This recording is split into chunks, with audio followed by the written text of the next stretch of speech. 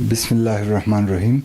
السلام علیکم ویورز. یہ رمضان المبارک کا مہینہ ہے اور میں آپ کو ایک ایسی ریسیپی دکھانے جا رہا ہوں جس کا ایک شربت بھی بنتا ہے اور مربع بھی بنتا ہے. اگر آپ کا علاقے میں موسم ٹھنڈا ہے تو آپ اس کو ایز اے مربع یوز کریں، اور اگر گرمی ہو جیسے کہ کراچی اور بعض علاقوں میں پنجاب میں تو وہاں آپ اس کا آسانی سے شربت بنا سکتے ہیں. تو آئیے ناظرین، ہم آپ کی ریسیپی کی طرف لے چلتے ہیں.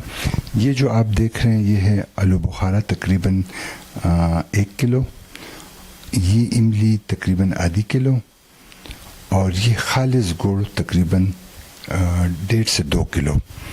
ہم نے پہلے سے ہی پانی تقریباً 3 جگ ڈالا ہوا ہے، کیونکہ ہمارا مقصد ہے آپ کو یہ ریسیپی آسان سے آسان تر کرنے کی، کیونکہ زیادہ تر لوگ اس کو بہت کمپلیکیٹڈ کر دیتے ہیں. یہ ایک بہترین اینٹی آکسیڈنٹ ہے، بہترین مطلب آپ کے لیور کو، آپ کے جتنے بھی آرگنز ہیں اس کو ڈیٹاکس کرتا ہے.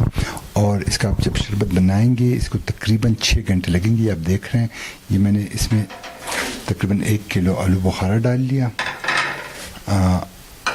آدھا کلو میں نے املی ڈال لی، اور تقریباً یہ 2 کلو کے قریب یا 1.5 کلو گڑ پہلے سے میں نے 3 جگ پانی ڈالا ہوا ہے.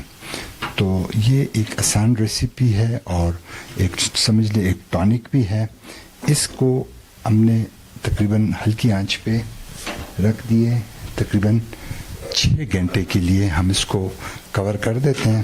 اور 6 گھنٹے بعد جب ہم انشاءاللہ سو کے اٹھیں گے، ابھی ہم نے فجر کی نماز پڑھ لی، سو رہے ہیں، تو جیسے یہ تیار ہو جائے گا ہم آپ کے ساتھ پھر آگے شیئر کریں گے. ہمارے ساتھ رہیے.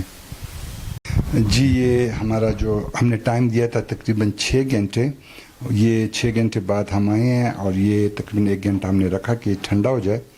تو اب یہ دیکھیں یہ اس شیپ میں آ جائے گا. یہ بالکل آرگینک فارم ہے، اس میں کسی قسم کا کیمیکل، کسی قسم کا کلر ایڈ نہیں ہوا ہے.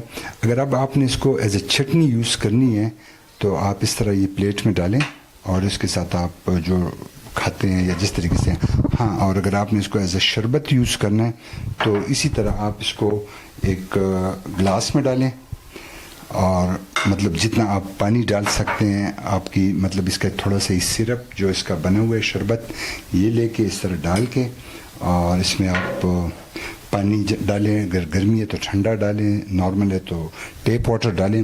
ہاں ایک بات میں بتانا بھول گیا، اگر کسی کو بلڈ پریشر ہو تو وہ پھر کالا نمک اس میں ایڈ نہ کرے، اور اگر بلڈ پریشر کی شکایت نہ ہو تو اس میں کالا نمک ایڈ کر کے اس کی افادیت اور بڑھ جاتی ہے. تو ویورز یہ تھا ہمارا آج کا جو ریسیپی. اس میں ہم نے آپ کو بتائی مطلب یہ ایک اینٹی آکسیڈنٹ اور یہ بلڈ پیوریفائر، یہ آپ کی کڈنی لیور فنکشن سب کچھ ٹھیک کرتا ہے، کیونکہ وٹامن سی آلو بخارا اور املی میں ہے، اور گڑ میں وٹامن ڈی ہے، گلوکوز ہے. تو گڑ کون سا والا؟ خالص والا، جو کہ شاید ہی آپ کو کہیں ملے. تو ہمارا اس طرح ہمارا یہ پیج دیکھتے رہیں، ہمیں فیڈ بیک بھی دیتے رہیں. جواد خان تنگی، تھینک یو ویری مچ.